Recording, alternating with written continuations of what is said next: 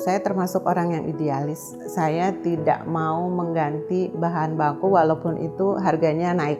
Kalau baking itu sebetulnya udah jadi udah jadi hobi saya dari zaman dulu. Waktu tahun 2000 lah, waktu itu saya masih di kebun.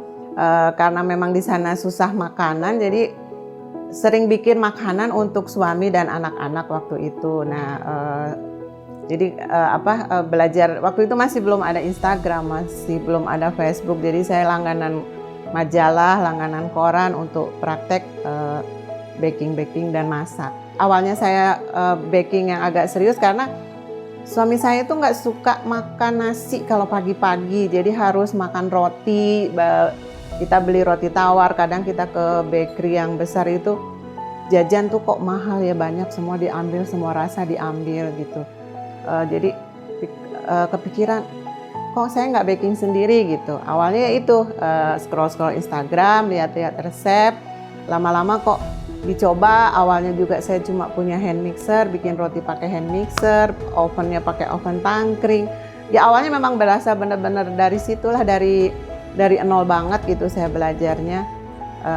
Lama-lama kok makin mengasihkan ya gitu baking. Terus saya senangnya kalau habis baking saya icip-icip ke teman-teman gitu. Teman-teman kok enak, kok ini, ya udah aku ikutan pesen gitu. Nah, dari situlah lama-lama jadi kayak nyandu gitu loh kalau baking itu.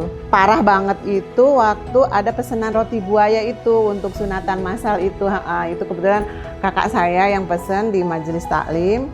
Waktu itu pesen ada 60 biji roti buaya dan saya belum pernah bikin roti buaya tuh kayak apa gitu. Dan ternyata roti buaya itu kan tidak ada cetakannya dan kita harus pinter, harus sering latihan gimana bentuknya. Dari 60 itu hampir setengahnya saya gagal. Gagalnya gagal bentuk, bukan gagal rasa.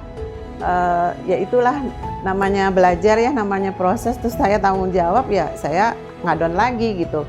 Roti kamu enak, roti kamu empuk gitu, enak banget gitu. Jangan diubah-ubah lagi ya rasanya, jangan diubah-ubah lagi ya isinya gitu.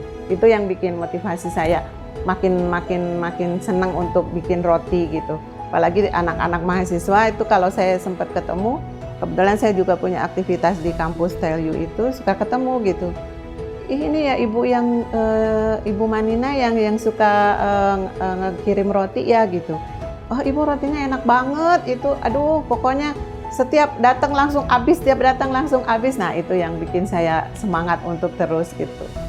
Resep yang jelas roti ya mas, karena roti yang saya bilang tadi pisang coklat saya itu memang banyak banget orang yang nyari pisang coklat sama satu lagi coklat keju. Itu varian roti yang kebanyakan mereka pada suka yang manisnya. Jadi resep saya itu nggak akan saya ubah gitu loh. Saya benar-benar kaget waktu itu ada kepala dinas yang menaungi saya di sana di Kabupaten Bandung. Pesen, Bu bisa bikin cake nggak? Gitu. Oh bisa Bu, mau apa gitu, mau yang pokoknya yang enak lah katanya gitu. Siap, ini mau buat Bu Kadis katanya gitu. Kan saya mikir, aduh harus bikin yang enak ini gitu. Saya kepikiran, apa ini? Akhirnya saya mencoba bikin krimnya itu dari itu hazelnut tuh saya campur pakai whipped cream, saya kocok, saya jadikan buttercreamnya itu. Nah pas waktu itu kebetulan pas puasa kemarin, pas itu ada yang nyuri nanya gitu, gimana Bu Kadis makan enggak rotinya, itu cake-nya gitu. Ya katanya enak banget, sampai cucunya sampai itu sendoknya dijilat-jilat katanya karena krimnya enak banget katanya gitu. Nah itu yang bikin saya makin pede mas pakai produk-produk tulip. Pertama kenal tulip coklat itu saya kenalnya di coklat bloknya ya, di sisinya. Karena dulu waktu belum ke roti saya udah suka bikin brownies, suka bikin black forest gitu. Jadi saya suka bikin dari di sisinya itu waktu itu belinya ngecer karena saya nggak dalam porsi yang besar, jadi saya belinya suka per garis gitu. Tadinya nggak tahu itu produk apa gitu. Cuman customer saya bilang, Bu enak si coklatnya nggak ngendal. Pertama nggak ngendal, aftertaste-nya itu nggak ada ngendal gitu. Oh iya, tiap ada pesanan saya beli itu lagi yang kayak kemarin. Nah di situ saya nanya, ini apa sih produk dari mana? Oh ini tulip Bu. Oh iya, itu yang pertama itu waktu saya belum terjun ke perotian. Nah setelah ke perotian, saya suka beli fillingnya buat isian roti itu. Saya bilang saya beli filling tapi yang enak, saya bilang gitu. Dan dia nggak ngasih tahu itu apa gitu. Belilah seperempat, belilah setengah gitu karena memang belum masal, produk saya belum masal. Nah pas itu kok enak ya, benar-benar nggak ngendal, terus di bag itu dibakar itu dia nggak meleleh gitu, dia tetap aja ada di dalam gitu, bag stable gitu. Nah udah gitu akhirnya kan dengan seiring pesanan banyak, otomatis saya belinya banyak dan akhirnya saya nemu lah itu yang filling tulip yang sekilo, awalnya yang sekilo, oh ini ada sekilo. Terus nanya lagi, ada nggak yang lebih besar kemasannya? Oh ada Bu, yang 5 kilo. Tidak mengubah gramasi di ingredientnya, tapi saya mengurangi gramasi untuk produknya. Jadi misalnya roti yang tadinya saya buat 60 gram, saya kurangi jadi 45 gram dengan ingredient yang tidak berubah. Jadi rasa tetap sama, konsumen tidak kecewa, cuman mungkin bentuknya lebih kecil. Kalau untuk menaikkan harga, masih belum inilah Mas, masih belum tega. Wah mimpi saya tinggi banget.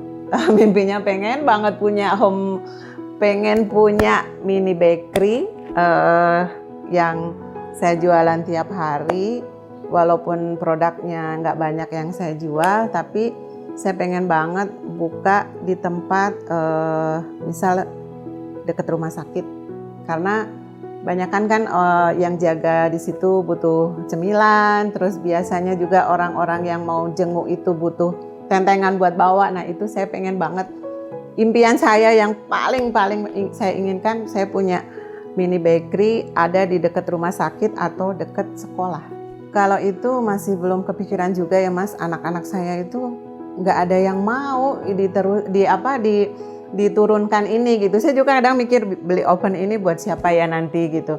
Tapi pikir saya selama saya masih bisa untuk produksi akan terus berproduksi, dan rencananya ini usaha ini saya persembahkan untuk suami saya sebetulnya. Suami saya kan sebentar lagi mungkin pensiun. Jadi ini untuk kegiatan kami kalau anak-anak kami sudah pada keluar dari rumah ini.